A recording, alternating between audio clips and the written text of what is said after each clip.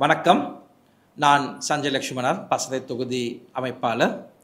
அதாவது இன்று பார்த்தீர்கள் என்றால் இந்த அரசாங்கம்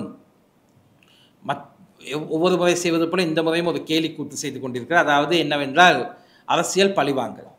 நீங்கள் பார்த்தீங்கன்னா இன்றைக்கி அரசியல் பழிவாங்கல் பெரிய அளவில் இந்த அரசாங்கம் பண்ணிகிட்டு இருக்காங்க. இன்றைக்கி ஒரு 3-4 நாள் முன்னாடி முன்னாள் ஜனாதிபதி ரணில் விக்ரமசிங்க அவர்களை கைது செய்து சிறையில் அடைத்துள்ளார்கள். அதாவது கைது செய்வது ஒரு சின்ன ஒரு விடயத்துக்காக கைது செய்திருக்காங்க. உதாரணத்துக்கு எடுத்துக்கொண்டீர்கள் என்றால் அவர் இங்கிலாந்திற்கு சென்றார். அமெரிக்காவில் இருந்து டிரான்சிட் மூலம் இங்கிலாந்திற்கு சென்றார் அவரது மனைவியின் பட்டமளிப்பு விழாவிற்கு. இதே அவர் கொழும்பிற்கு மறுபடியும் இங்கிலாந்து சென்றிருந்தால் அது பெரிய ஒரு பணவீதமாக வந்திருக்கும். நீங்கள் பார்த்தீர்கள் என்றால் ஒரு சில நாட்களுக்கு முன்னாடி ஜனாதிபதி அவர்களது தாயை பார்ப்பதற்காக ஹெலிகாப்டரில் சென்றிருந்தார். தாயை பார்ப்பது தவறு என்று நாங்கள் கூறவில்லை. எந்த ஒரு மகனாக இருந்தாலும் தாயை பார்க்கத்தான் வேண்டும். ஆனால் இந்த ஹெலிகாப்டரில் செல்லும் செலவு அவரது செலவில்லை, அது மக்களின் வரிப்பணத்தில் உள்ள செலவு. இப்பொழுது ரணில் விக்ரமசிங்க செய்த தவறு என்றால் தற்போதுள்ள ஜனாதிபதி செய்ததும் தவறு தான். அது மட்டுமல்லாமல் இனிவரும் காலங்களில் நாம் வெளிநாட்டிற்கு செல்ல வேண்டும் என்றால் எமது பிரதமரிடம் தான் ஆலோசனை கேட்க வேண்டும். ஏனென்றால் அவர் கூறியிருந்தால் 3 நாட்டிற்கு சென்றால் 10 லட்சம் தான் செலவாகின்றது. இனிவரும் காலங்களில் நாம் அவரது கருத்துக்களை எடுத்தே நாம் இது பண்ண உள்ளோம். அது மட்டுமல்லாமல் நீங்கள் பார்த்தீர்கள் என்றால் நாம் எதிர்க்கட்சி ரீதியாக எமக்கு ரணில் விக்ரமசிங்க அவர்களிடம் கருத்து வேறுபாடு முரண்பாடுகள் இருக்கலாம். ஆனால் இது பட்டலந்தை அல்லது சென்ட்ரல் பேங்க் பிரச்சனையாக இருந்திருந்தால் நாங்கள் இதை பற்றி பேசியிருக்க மாட்டோம். இது ஒரு சிறிய ஒரு பிரச்சனை. இது பட்டமாக விளக்கின்றது. அதாவது இது அரசியல் பழிவாங்கல் இந்த அரசாங்கம் செய்கின்றது என்று. இந்த அரசாங்கம் பல விடயங்கள் மறந்துவிட்டது.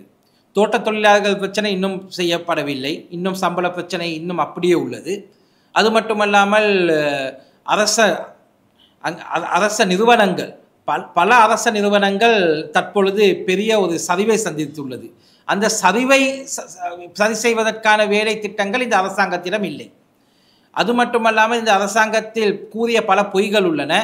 இந்த பொய்களை முதல் நிஜமாக்குங்கள். அதை விட்டு அரசியல் பழிவாங்கலை செய்வதை நிறுத்துங்கள்.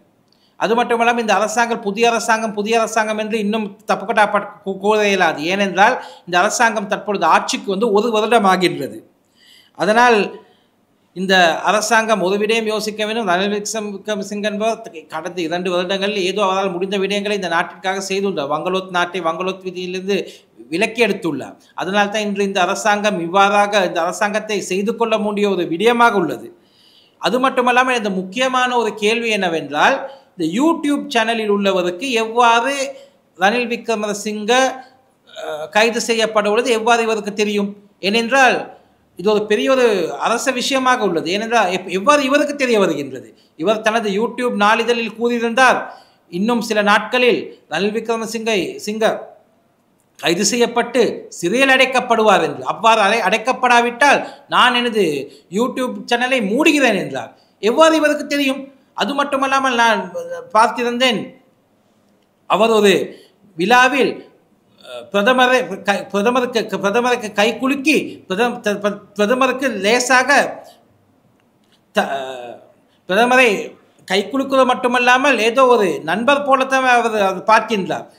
எவ்வாறு ஒரு பிரதமரை ஒரு நிகழ்ச்சியில் இவ்வாறு செய்ய முடியும்? இது ஒரு பெரிய ஒரு தப்பான விடயம். அதனால் இந்த அரசாங்கம் பெரிய ஒரு சரிவை சந்திக்கின்றது. இந்த அரசாங்கம் நினைத்து கொண்டிருக்கிறார்கள் இவர்கள் செய்வதெல்லாம் சரி, மக்கள் இவர்கள் கூறுவதெல்லாம் நம்புவார்கள் என்று. ஒரு விடயம் கூறுகின்றேன், மக்களை நீங்கள் முட்டாளாக்க முடியாது. நீங்கள் 3 லட்சத்தில் இருந்து தான் இவ்வளவு தூரத்திற்கு வந்தீர்கள். மக்கள் நினைச்சா இந்த 3 லட்சத்தை 30,000 முடியும்.